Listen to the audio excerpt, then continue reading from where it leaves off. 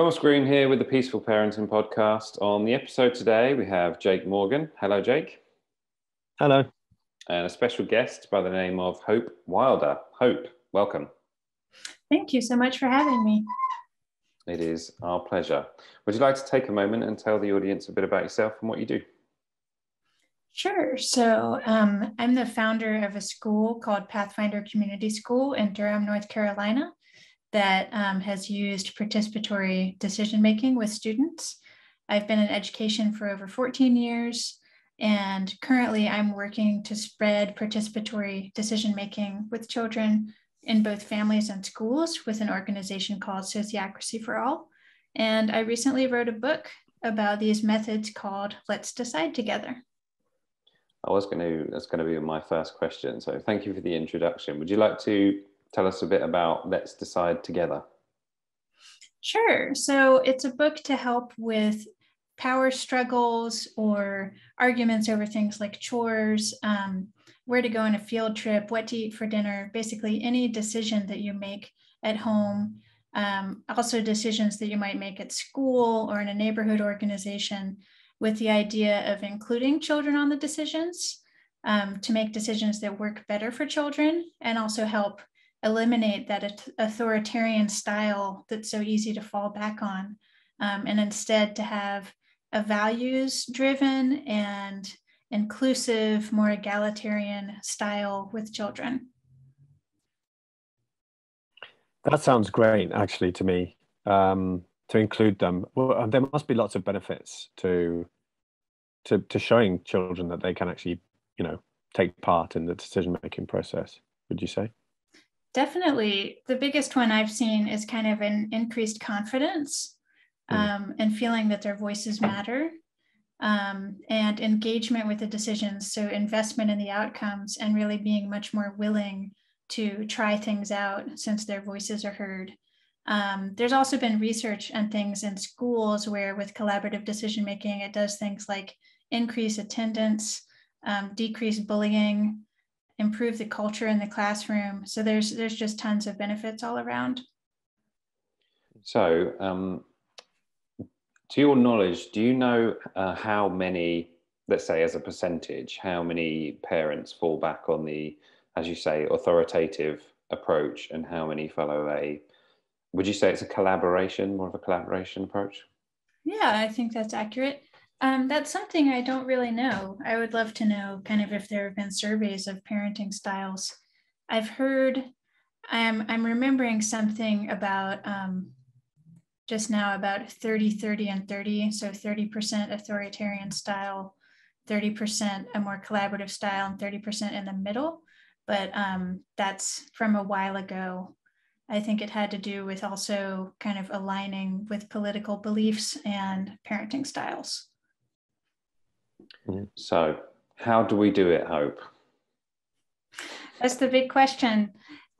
So I really recommend sitting down and having an official family meeting on a regular basis. So just a time to check in about what's happening, what's really working in your family, what kinds of things could be improved. And it's really important to focus on the positive.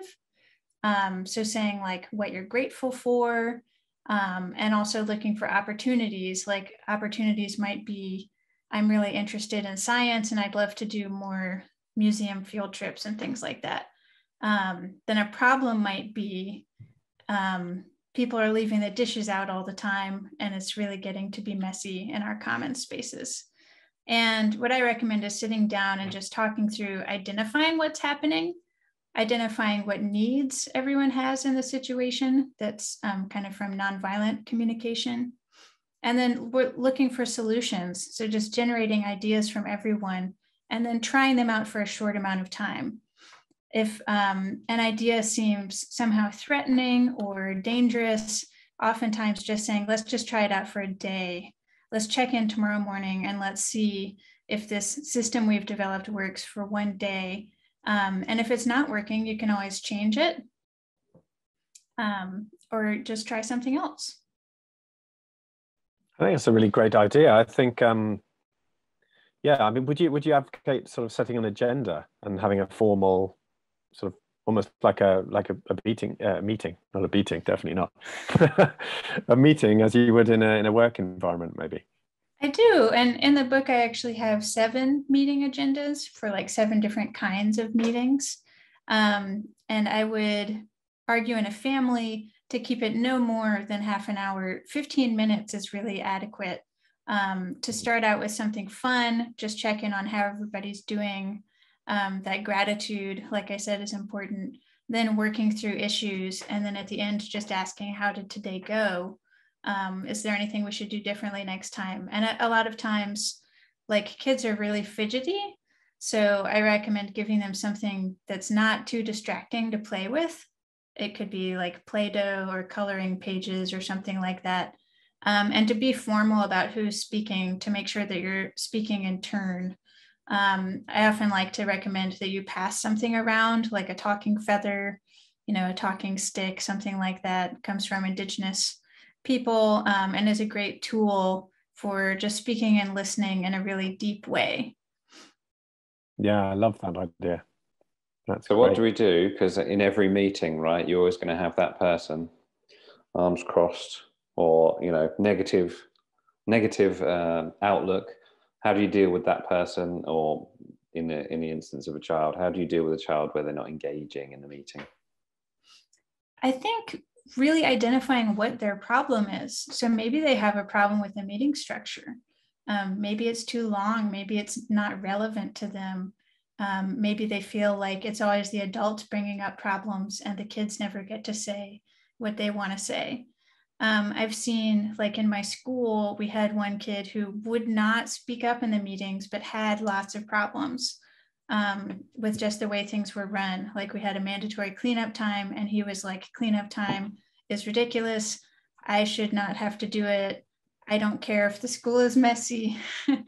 And I see that attitude at home with chores too. Like, I don't care if it's messy, so why should I help out?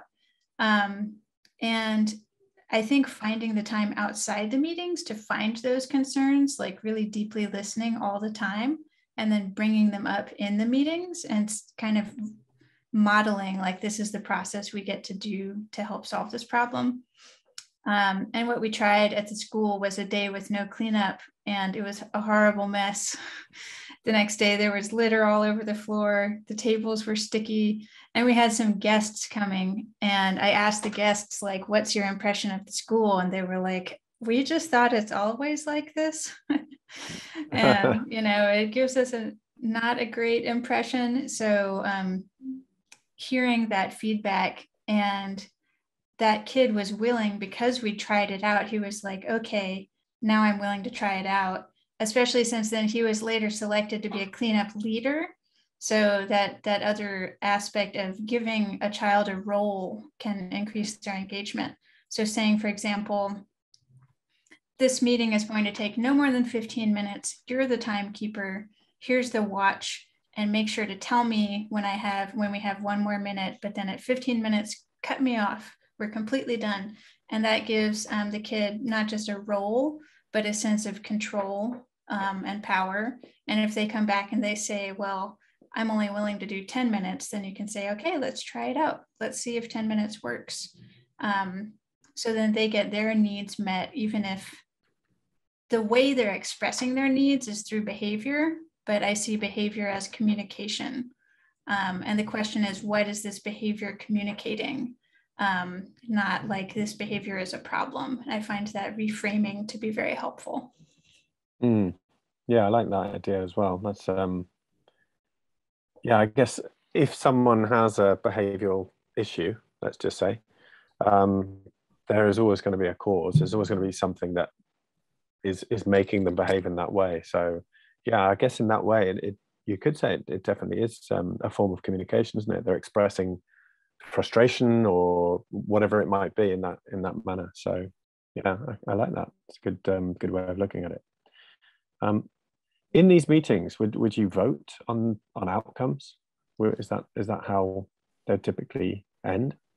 Yes, in a way. And the way of voting in a specific method is called consent decision making. Mm-hmm. So it's not majority rules or raised hands where the majority wins and the minority loses.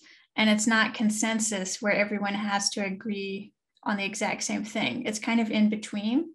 And the way it works is you have a proposal and you generate the proposal together, which is really important to get everybody on board, just taking turns sharing ideas. And then you ask, is everybody okay with this proposal? And the idea is not just that you like it, but are you okay with it? Are you okay with trying it out for a short amount of time? And is it good enough for now? Is it safe enough to try? And I like to do thumbs up for I like it. Thumbs sideways is like, I'm not really sure, but I'm okay with it. And thumbs down is like, this is a terrible idea and it will have bad consequences.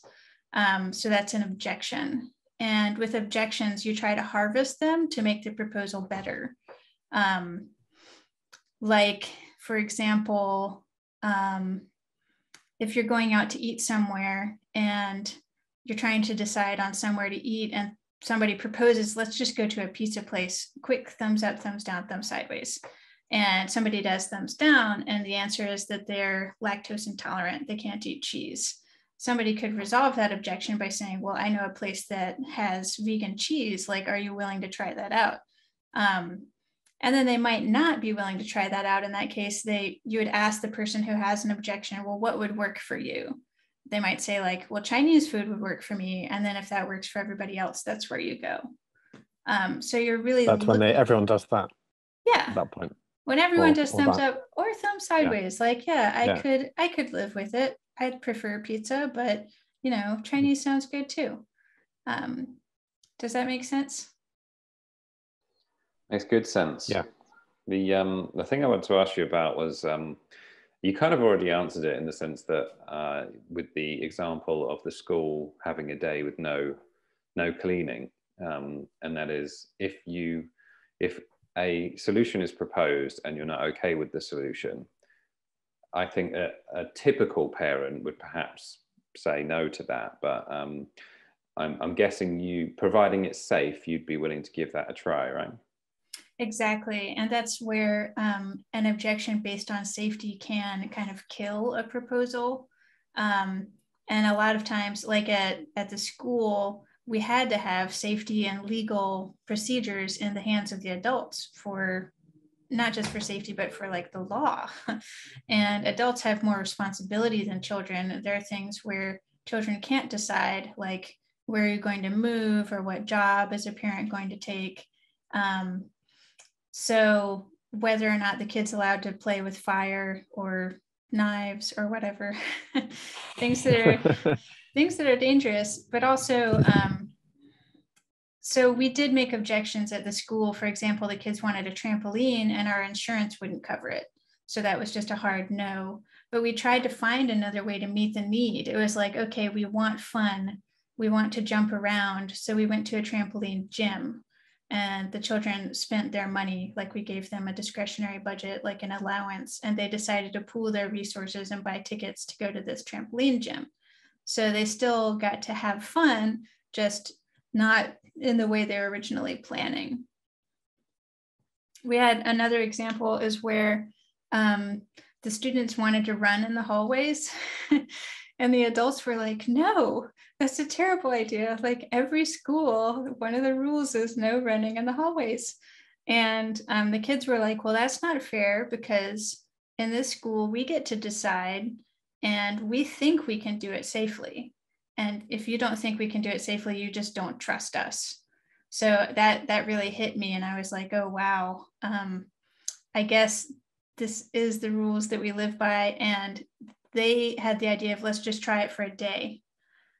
So we tried for a day running in the hallways carefully. And nobody got hurt. But some kids did play chasing games and that bothered people. So the next day we tried no chasing games, but you can run in the hallway as long as you're careful and nobody gets hurt. And then it just became a tradition and kids would skip in the hallway, they would run in the hallway, always pretty slowly. You know, they do that thing where they run and slide on their socks. And it was just so joyful and expressive and nobody ever got hurt. And I would have never imagined that it was safe But it turned out the kids were right and that we could trust them even to do something that was really unorthodox. Well, yes, a great example. I wonder how the kids at that school, what their experience is like compared to maybe their cousins or something, or friends who go to different schools. Because that's just one example, but if it's across the board and there's so many different decisions being made, it must be a radically different experience, I guess. Yeah, it is, especially where, just for that example, at a different school, I've seen where, the children have to walk with their hands behind their back, or, they do this thing called put a bubble in your mouth, which is like you fill your cheeks up with air and your mouth is closed so that there's no talking. Wow. And things like that are just really restrictive and controlling. And I think that the kids in that school think it's kind of not fair that their friends could go to this school where they can run and play and be expressive as they want to be. What do the parents think about it? The parents, there's a lot of learning to do in terms of the philosophies of the school and the philosophy at home to try to help make it congruent. And I think that there's a lot more unlearning to do. So for children, collaborative decision-making comes really naturally because they feel like, well, it's only fair that I should be considered too. And with adults, if you were raised in a more authoritarian or authoritative context, it's very hard to unpack that and to learn something new. So we found we did some parenting workshops, and we brought in an expert on conscious discipline. I don't know if you've heard of that method, but it's a method where basically as an adult, you're asked to calm and regulate yourself when you're in a situation where a child is upset, to not react to their upsetness with your own upset. So the idea of like, it's all about kind of meditation and self-calming techniques based on neuroscience. And we found that that kind of thing really helped this go far in terms of parents letting their children make decisions about things like sibling disputes or how to get chores done, things that used to be hot topics. But it was a little bit of a bumpy ride sometimes. Yeah, I mean, I can really see this working well, actually, when it comes to sibling disputes, because that's always a bit of a minefield, really, for a parent. I find, they're arguing about something, or perhaps someone has said that one said that the other has done something, and it's impossible to know, who's telling the truth, or who's right and who's wrong, or whether they're both potentially right. And I mean, it's a minefield. So yeah, I can see how this might be quite a helpful way of approaching that. Yeah, and I've seen parents have come to me and said, my kids used to fight all the time, and now I hear them just kind of talking things through and problem solving on their own, which I think is really the proof that it's working. I would say because it's the more ethical approach, I would say that it should be the default anyway. But when you've got a consent-based system, if you like, then it's going to require more time and effort, perhaps. Would you say that's fair? And if so, what would a typical parent, what would they get in terms of rewards for that extra time and effort that they're going to put in? Right. I would say it takes time and effort up front to kind of learn the system and to try to apply it diligently. But I think the results are really immediate. I've never seen it happen where, people don't come back to me immediately saying like, wow, this was so helpful. Things are so much smoother. I think the really biggest part is the power struggle, the idea of an adversarial parent-child relationship kind of transforming into a collaborative one. And that has benefits not just in your specific problem solving, but in terms of the child like trusting you more and just having more joyful interactions. because they don't feel like you're going to come down hard on them. So I think that's, the rewards are really quick, and it's kind of low-hanging fruit. Even just adopting thumbs up, thumbs down, thumbs sideways for very simple things can help kids feel like they matter. And like, what's more important in a family than kids feeling like they're important and they matter? Right, yeah. So I guess this is something that can be used at all ages, or is there a specific or an ideal age to get started with this process? I've only gone as young as 5, but parents have asked me about 2, 3, 4-year-olds, and I've said, well, try starting with thumbs, especially since that's physical, it's easy to show, and also to start with the parents, like making sure you ask kids for their ideas, rather than just saying your idea as a parent for what you think a solution for a problem could be. So those 2 things, both including the youngster and also asking for their consent, I think are really easy for even the youngest. And there are organizations using this with ages like 5 to 18. And there are also many companies, nonprofit organizations, housing cooperatives that use these methods of governance as like a organizational governance tools. I like that. What's your idea? I think looking at my own parenting, I think I can maybe provide a solution to something which, it may be helpful in the moment, but at the same time, it's probably better coming from the little ones than it is better than me, if you see what I mean. Right. Have you ever seen anyone take it maybe too far or get it wrong? What are the common mistakes that new implementation of this idea have?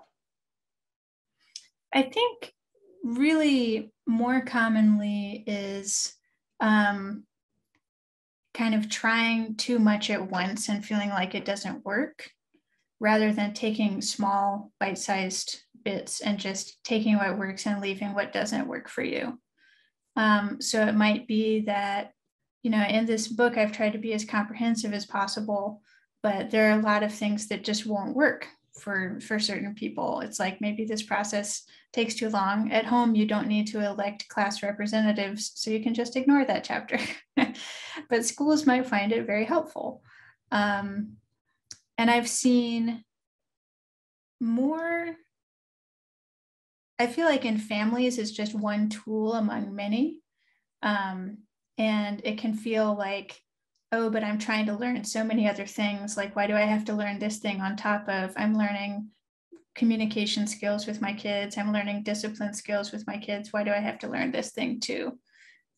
So I think that's just a problem of being a parent, is feeling kind of overwhelmed. So that, again, that kind of bite-sized, one tiny piece at a time, see if it works for you, see if it helps improve things. And if it doesn't, then move on to the next thing. I'm not sure whether it's something you cover in your book, but what is your take on the topic of discipline?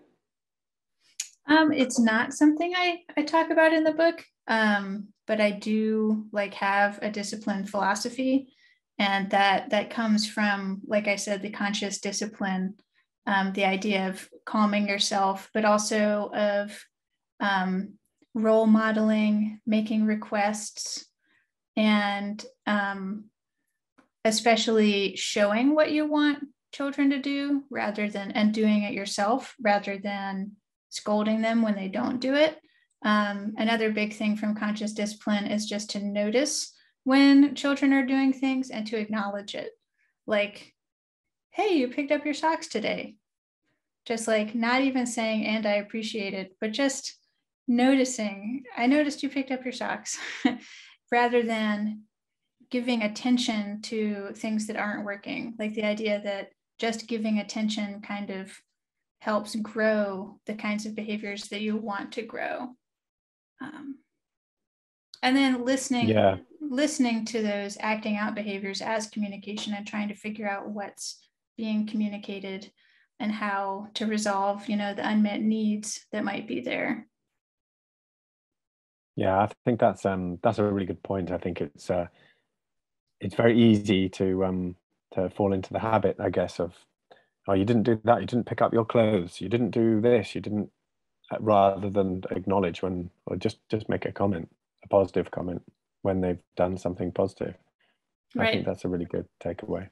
And not even, I think excessive praise can be kind of condescending, like, wow, I'm amazed you picked up your socks. It's like, are you being sarcastic? But just that the founder of Conscious Discipline, Becky Bailey, recommends just noticing, like acting like a newscaster, and just observing what happened very plainly. And it sounds weird, but it totally works. When I first started doing it, I was like, wow, this is giving me these amazing results. Just things like, you opened the door for your friend. And then the kid is like really happy, like, oh, you noticed I did this kind thing. So I've got to be careful I don't get too much into character with the newscasting thing. that's true. I could get carried away with that. Today, How was it 1,700 socks were picked up off the floor. Yeah. Yeah, exactly.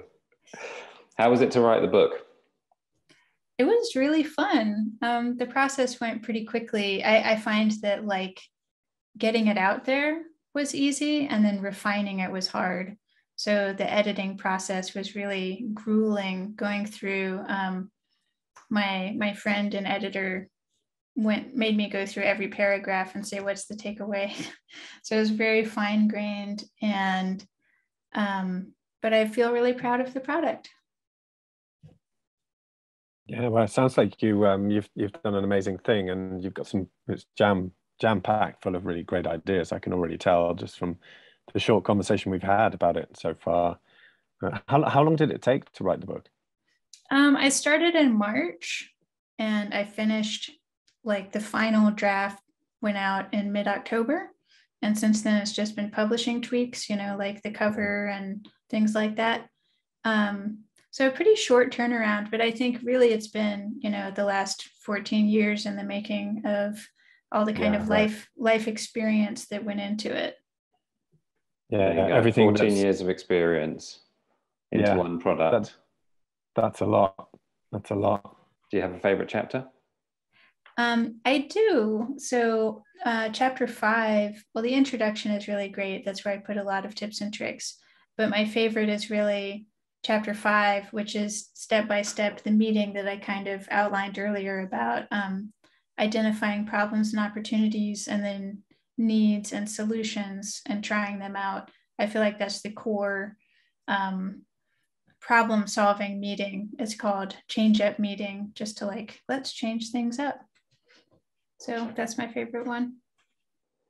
Jake, have you got anything to add? Well, all I can say is there's some fantastic ideas. There's an awful lot to go over. I definitely will listen to this again several times, I'm sure. And your book, it sounds like a book that probably every parent should own. I love the idea of the talking feather or the talking stick. Actually, that's the thing that I really, really love the idea of most. I think that's fantastic. It can be really fun too, where like if you as the parent have the urge to interrupt, and then the kid's like, what? No, I've got to stick. Yeah. So they get to enforce the rules on you, which is really fun. Is there anything that we should have asked you about today? Oh, that's a really good question. I guess something that I kept kind of a secret is like, what is the name of this toolkit? And it's Sociocracy, which is a weird word that most people don't know, but it just means the governance among the associates. And it's an idea of democracy as how it could be, and it can be applied organically at all these different levels. Very cool. That's I really like the idea of that. I guess that's that could be the start of a whole new conversation. But is there a maximum number that this would work with? Actually, that's a great question. And in a single meeting, yes, something like 30 maximum works. So a school class is a pretty good size. It's more cumbersome and it takes longer. But in India, there's a children's parliament where thousands of children are interconnected in these groups that are organized using these methods. And they make decisions about how to improve their communities. So the children come together. The kinds of problems they're bringing are like problems with sanitation. They're focused on the UN Sustainable Development Goals. So they'll say things like global warming is a problem. What can we do about that in our community? And then they lobby to like the state, local government levels. And it's a federated organization that goes to the national level. So there's a prime minister of the Children's Parliament who several of the prime ministers have gone to speak at the UN and talk about the work these children are doing, which to me is just so inspiring because they're going and saying to their parents, like, this is our world, this is our future, we have an impact right now. You know, we're not going to wait until we're adults. And also, like, these adults are slouching around and they're not doing anything. So we're going to step in. What a fantastic idea. Yeah, I really love that. Hope, where is the best place for people to find you and also to buy the book, Let's Decide Together? Sure. It's www.sociocracyforall.org/let's-decide-together. And I can put that link in the chat if you want to post it somewhere. That'd be great. I'll put it in the description. Thank you very much, both, for your time.